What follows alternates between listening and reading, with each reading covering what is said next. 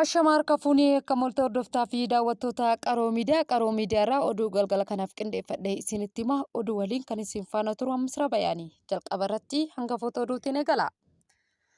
Balaa baaburaa dirree dhawaatti mudatee lubbuun namoota hedduun darbuun himameera.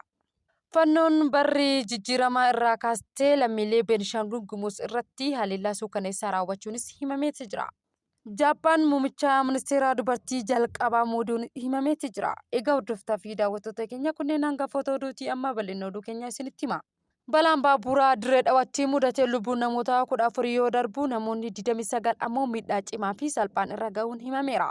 Baaburri geejjibaa uummataa dirree dhawarraa imalaa ture halkan edaa naannoo sa'aatii 8tti naannoo Sumaalee waradaa Shinilii keessatti otoobisiidhaan walitti kufeen lubbuun namoota 14 darbuu fi 29 ammoo madaa'uu odeeffannoo bulchiinsa godina Shinilii irraa arganne ni mul'isa.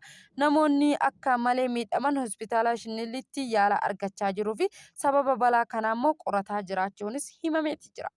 Finxaaleeyyiin fannoo bara jijjiiramaa irraa kaastee lammiilee Beenishaangul Gumuz irratti haleellaa suukaneessaa raawwatteerti.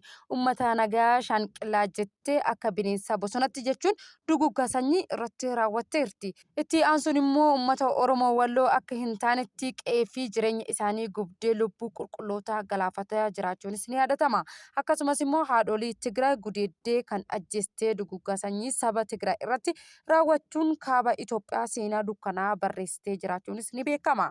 Waggaa hedduufis immoo uummata Wallaggaa daa'immanii fi dubartoota osoo hin hambisin fixaa bahuu isaas ni yaadatama. Horroo Guduruu fi Salaaletti morma dhiiraa billaadhaan gorraate ammas immoo Shawaa Lixaa naannootti uummata keenya akka hin taanetti duguggaa irratti raawwachaa jiraachuunis ibsameera. Hawwiin fannoo 4 kiiloo seenuu fi beeta mangistii biyya kanaa to'achuun saboota biyya kanaa irratti immoo duguggaa raawwachuu yakka abboonni isaanii hawaasa Itoophiyaa irratti raawwachaa ba'an irra deebi'uu fi akka ta'e ifatti hooggansi hidhattoota fannoo guyyaa hundaa ibsuun isaas ni yaadatama. Biyya seeraa fi mootummaa qabdu keessatti qaamni yakka akkanaa raawwatu maaliif xiqqaatee shorkeessummaa hin himatamne? Lolli fannoo irratti labsamu maaliif lola uummataa hin taane? Maaliif uummanni Itoophiyaa guutuun sabaa fi sablammoonni immoo hunda waliin ta'anii garee farra uummataa kana ofirraa qolachuuf akka ka'u waamicha mootummaa maaliif hin dhiyeessine jechuun jiraattonni himachuus ibsaniiru. Biyyi nageenya wal kabajuu fi seera tiksuun ijaaramtee duguggaa sanyii garee hidhattoota saba kamiifuu irratti raawwachuun dhaabbachuu qaba jechuunis dubbataniiru. Fannoon bineensa gareen kun farra nageenyaa fi namoota mootummaa waamicha uummataa bal'aaf dhiyeessee fannoo irratti tarkaanfii cimaa akka fudhatus hawaasni Oromoo sagalee nuuf ta'uu qaba jechuunis jiraattonni dubbataniiru. Dhaabbanni qorichaa Jarman guddichi Itoophiyaatti damee qorichaa irratti bobba'uuf fedhii qabaachuu ibse. Dhaabbanni qorichaa biyyoota teekinooloojii Jarman baay'ee Itoophiyaa irratti damee oomisha qorichaa irratti bobba'uufis fedhii akka qabu ministeerri maallaqaa Itoophiyaa beeksiseera. Dhaabbatichi kana kan beeksise walgahii waggaa fandii maallaqaa idil addunyaa baankii addunyaa Waashingitan DC'tti geggeeffame cinatti marii ministeera maallaqaa Ahmad Shidee hojii geggeessaa olaanaa Beerenbiil Andires waliin taasisan irratti ta'uunis himameera. Mariin kun immoo damee qorichaa Itoophiyaa saffisaan guddachaa jiru irratti carraawwan investimentii fi filannoowwan tumsaa irratti kan xiyyeeffate yoo ta'us ministeerri maallaqaa fuula miidiyaa hawaasummaa isaanii irratti beeksisaniiru. Ministeerri maallaqaa Ahmad Shidee dhaabbileen idil addunyaa oomishaa fi raabsaa qorichaa dabalatee dameelee gurguddoo adda addaa irratti bobba'anii fi haala investimentii mijataa uumuufis mootummaan cinaan hojjechaa jiraachuus dubbataniiru. Sababoota gurguddoo Itoophiyaa gidduu gala oomishaa fi raabsaa qorichaa taasisaa kan ibsan immoo yoo ta'us isaanis loojistikii iddoo tarsiimawaadhaas jedhaniiti jiru. Daandiin qilleensaa Itoophiyaa gidduu gala neetworkii kaargoo bal'aafis waajjira muummee gidduu gala to'annoo fi ittisa dhukkubsattoota Afrikaa ta'us hubachiisaniiru. Hojii geggeessaan olaanaa Beerenbiil Andires gama isaaniitiin mul'ata mootummaa Itoophiyaa jajuun dhaabbanni isaanii Itoophiyaa waliin tumsaan hojjechuufis qophii ta'us ibsaniiru. Dhaabbanni qorichaa guddichaa Jarman Beeree carraa Itoophiyaa oomishaawwan qorichaa bu'uura babal'isuufis taasisaa jirtu deeggaruufis dameelee faarmaasii cimsuufis carraawwan investimentii ilaaluufis fedhii akka qabanis dubbataniiru. Egaa hordoftaa fi daawwattoota keenya oduun biyya keessaa kana fakkaata amma oduu baargamaa isinitti hima. Tiraamp Raashiyaan Yuukireen dhibbantaa 78 to'achuu himaniiru. Pireezidaantiin Ameerikaa Doonaald Tiraamp Raashiyaan dachee Yuukireen keessatti harka 78 akka to'atte tilmaamaniiru. Gama lachuun lola dhaabanii gara furmaata marii akka ce'an waamicha dhiyeessan jechuun teessoo isaanii Kaatar keessatti argamu Aljazeeraan gabaaseera.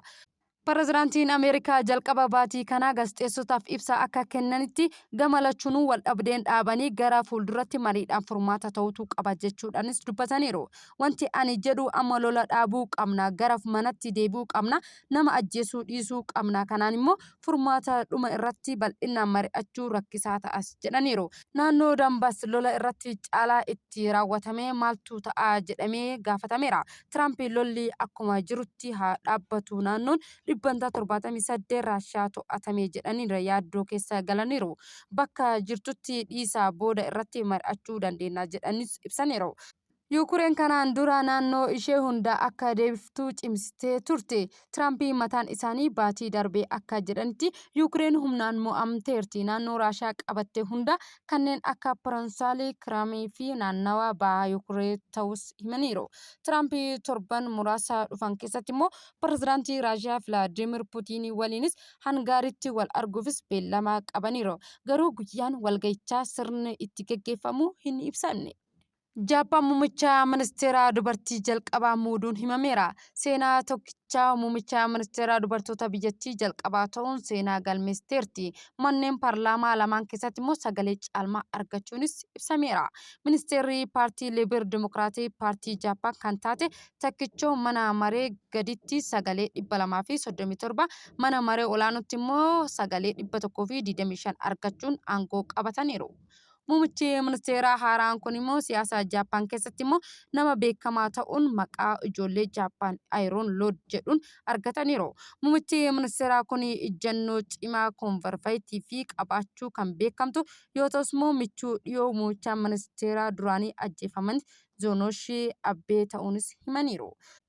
Hooggansi Jaappaan baay'inaan dhiirotaan kan olaantummaa qabu yoo ta'us seenaa tokkichoo muummicha ministeeraa dubartootaa jalqabaa ta'uun muudamuun isaanis tarkaanfii guddaa gara fuulduratti tarkaanfachiisaa jedhamee jajamaatti jira. Namoonni hedduun immoo muudamni kun tarkaanfii seena qabeessaa bakka bu'ummaa dubartoota siyaasaa Jaappaan keessatti jijjiirama fiduufis fudhatameetti ilaalu kunis immoo suutaan jijjiiramaa dhufaaras jedhaniitti jiru. Ministeerri ministeera seenaa takkichoo haala siyaasaa jijjiirama hin qabne keessatti waggoota 5 keessatti aangootti kan dhufan muummicha ministeera afraffaa ta'uus himaniiru.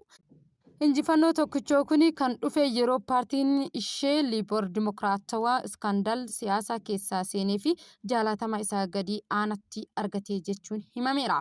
Muummichi ministeera dinagdee biyyattii lafaa jiru deebisee dammaqsuufis mootummaan dameelee adda addaa irratti investimentii akka godhu dhiibuunis ni eegamas jedhaniiru. Miseensonni naatoo Awurooppaa Moskoo Raashiyaa waliin walitti makamuuf qophaa'aa jiraachuun himameera. Miseensonni naatoo Awurooppaa Moskoo waliin walitti makamuufis qophaa'aa akka jiran tajaajilli basaasaa Raashiyaa gabaaseera. Kanaafis immoo humni deebii waliin naatoon qabeenya barbaachisu hatattamaan hidhachiisuufis socho'aa jiru jedhan itti gaafataman tajaajila nageenya alaa Raashiyaa Sargee Narshkiir. Itti dabaluudhaanis immoo industiriiwwan ittisa Awurooppaa adeemsa oomisha meeshaa waraanaa haalaan guddisuufis jalqabaniiru jechuunis ibsaniiru. Haleellaan Moskoo dhiyoo jira jechuudhaanis immoo uummata burjaajessuuf sochii fi olola raawwachuun hojii baramee ta'eera jechuunis walgahii mana maree hooggantoota eejensii nageenyaa fi tajaajila addaa biyyoota miseensota kamoowwanti biyyoota walabaa aspeekshtii keessatti ta'amaa jiru irrattis dubbatameera.